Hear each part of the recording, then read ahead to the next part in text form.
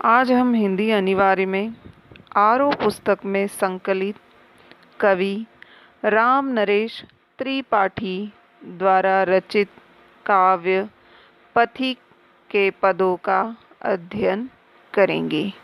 आज हम पथिक काव्य के अर्थ के बारे में जानेंगे। यहाँ पर पथिक काव्य के माध्यम से कवि ने बताया है कि पथिक समुद्र के किनारे खड़ा है और वह समुद्र के प्राकृतिक सौंदर्य पर मोहित है। प्रकृति के इस अद्भुत सौंदर्य को वह अपनी सुंदर कहानी की तरह पाना चाहता है। तो यहाँ पर कवि ने प्राकृतिक सौंदर्य का वर्णन किया है। प्रतिक्षण नूतन वेश बनाकर रंग बिरंगा निराला। निराला अने अनोखा, रंग बिरंगा अने अनेक रंगों वाला, नूतन अने नया, प्रतिक्षण अने हर समय के सम्मुख थिरक रही है नभ में वारिद माला। थिरकना अने नृत्य करना, सम्मुख अने सामने, वारिद माला, वारिद अने बादल, बादलों की पंक्ति। नीचे नील समुद्र मनोहर, ऊपर नील गगन है। नील अने नीला, मनोहर अने सुंदर।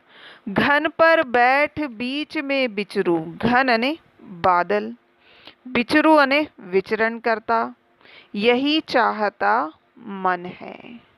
यहाँ पर कवि ने उस समय का वर्णन किया है जब पथिक समुद्र के किनारे खड़ा होकर प्राकृतिक सौंदर्य पर मोहित हो रहा है। तो कवि बताते हैं कि सूर्य के सामने बादलों का समूह। पहले आपको नीचे वाली लाइन का अर्थ देखना है। के सम्मुख थिरक रही है नभ में वारिद माला। कवि कहते हैं कि सूर्य के सामने आकाश में बादलों का समूह हर पल रंग बिरंगा और अनोखा रूप धारण करके नृत्य कर रहा है, थिरक रही है। कवि कहते हैं कि सूर्य के सामने आकाश में बादलों का समूह, वारिद माला अने बादलों का समूह हर पल, प्रतिक्षण अने हर पल रंग बिरंगा रूप धारण करके नृत्य कर रहा है। नीचे नील समुद्र मनोहर, ऊपर नील गगन है। नीचे सुंदर नीले रंग का समुद्र लहरा रहा है और ऊपर विशाल नीले रंग का आकाश फैला है। घन पर बैठ बीच में बिचरू, यही चाहता है मन। पथिक की समय इच्छा हो रही है कि वह भी बादलों पर बैठकर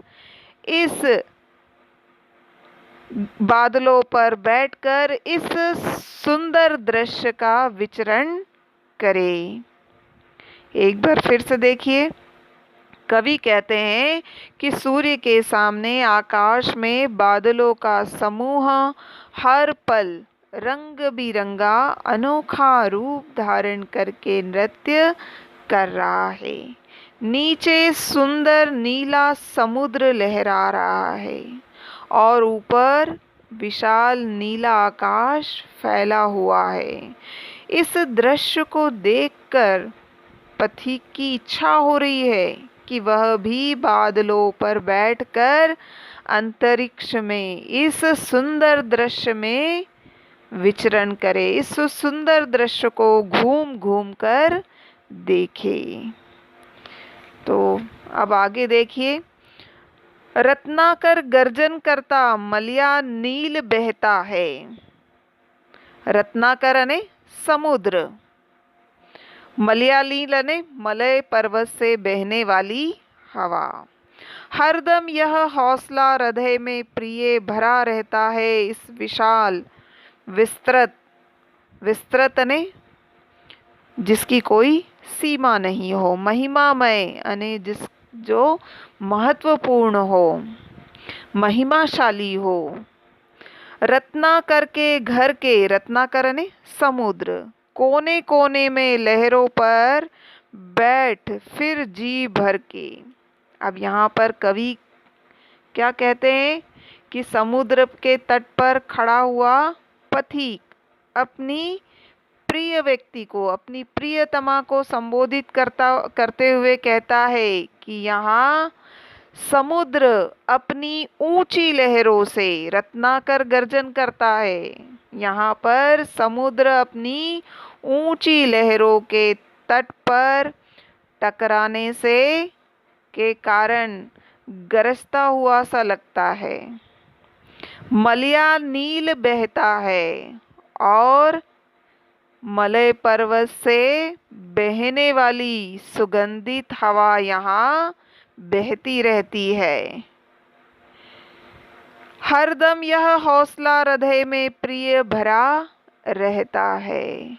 प्रकृति के इस सुंदर दृश्य को देखकर और महसूस करके मेरे हृदय में प्रतिपल अने हर पल यह उत्साह, यह साहस भरा रहता है कि इस विशाल अने इस विशाल जो दूर दूर तक फैला हुआ है, विस्तृत अने जिसकी कोई सीमा नहीं हो, महिमाशाली अने गौरवशाली समुद्र के प्रत्येक कोने कोने तक, इस कोने कोने में लहरों पर बैठ फिरूं जी भर के, अने इसकी लहरों की सवारी करके जी भर के भ्रमण करूं।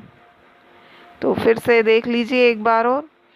समुद्र के तट पर पथिक प्राकृतिक सौंदर्य को महसूस करते हुए कहता है कि यहाँ पर समुद्र पर अपनी ऊंची उठती हुई लहरों के तट पर टकराने के कारण समुद्र गरजता हुआ सा लगता है और मलय पर्वत से बहने वाली सुगंधित हवा यहाँ पर निरंतर बहती रहती है और प्रकृति के इस सुंदर दृश्य में मेरा हृदय प्रत्येक क्षण साहस की भावना से भरा रहता है और मेरे मन में यही इच्छा होती है कि मैं भी इस दूर दूर तक फैले हुए गौरवशाली विशाल समुद्र के प्रत्येक कोने में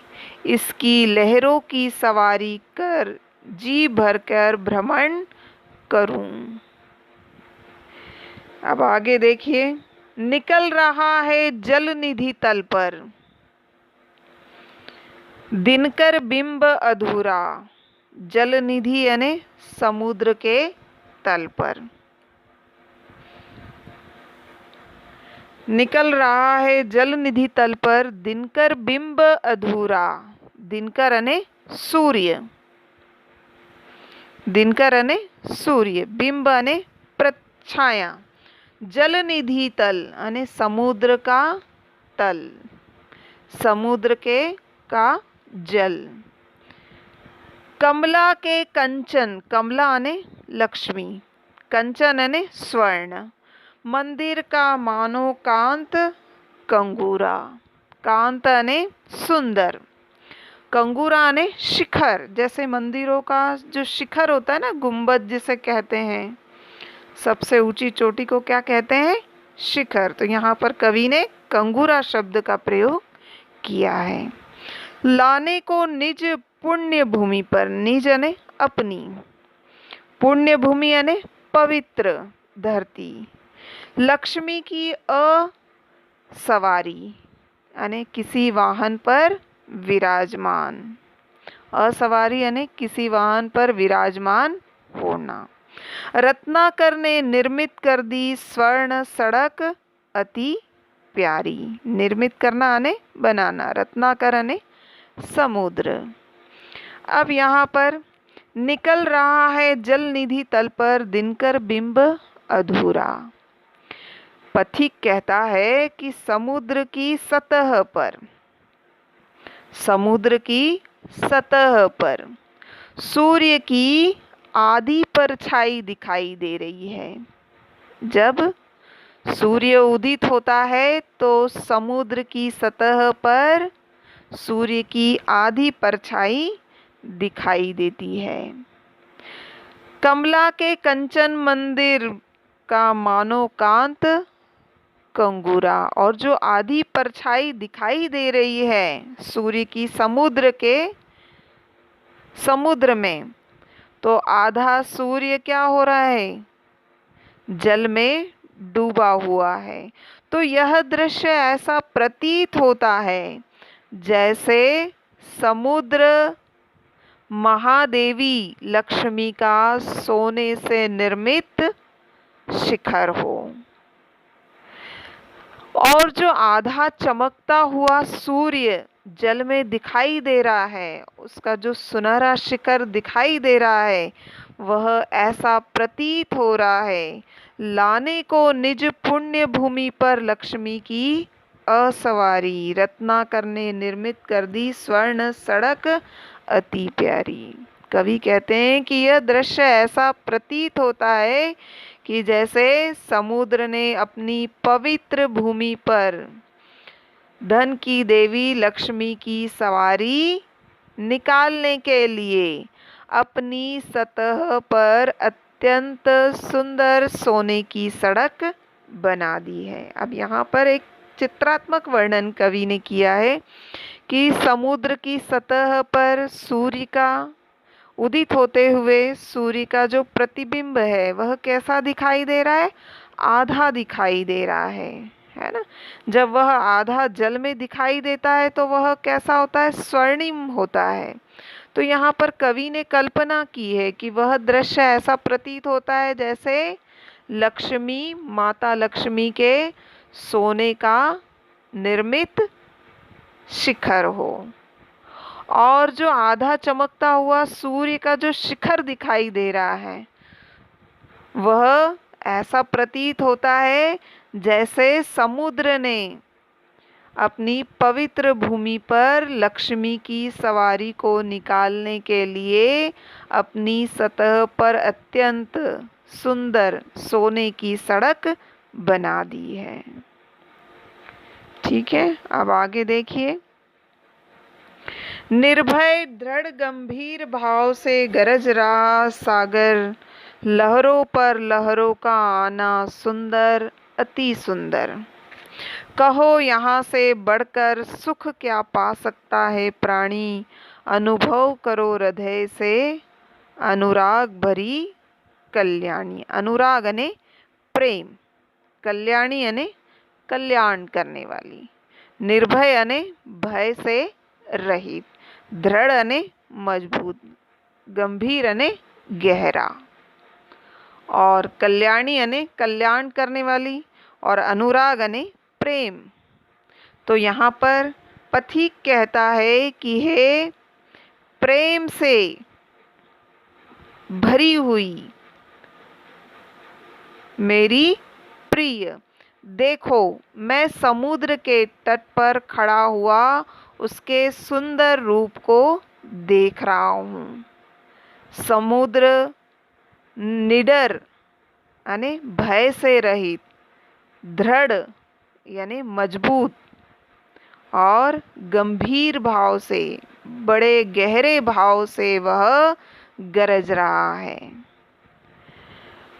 उसके गर्जन से, समुद्र की गर्जन से उसकी दृढ़ता, उसकी मजबूती, उसकी गंभीरता और उसकी निर्भयता प्रकट हो रही है। और समुद्र की लहर, एक लहर के पीछे दूसरी लहर आ रही है, और इस तरह लहरों का यह आना जाना निरंतर चल रहा है, और यह दृश्य अत्यंत सुंदर लग रहा है। कहो यहाँ से बढ़कर सुख क्या पा सकता है प्राणी। इस सुंदर दृश्य को देखकर पथिक कहता है कि इससे सुंदर और दृश्य क्या हो सकता है।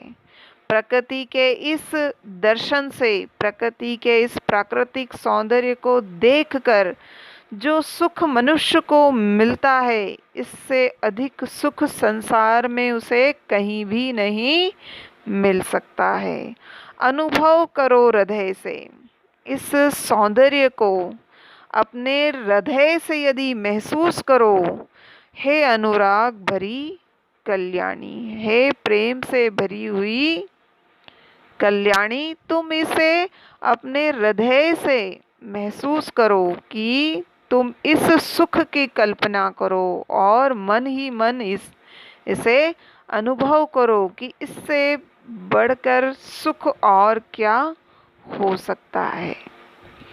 ठीक है, बहुत बहुत धन्यवाद।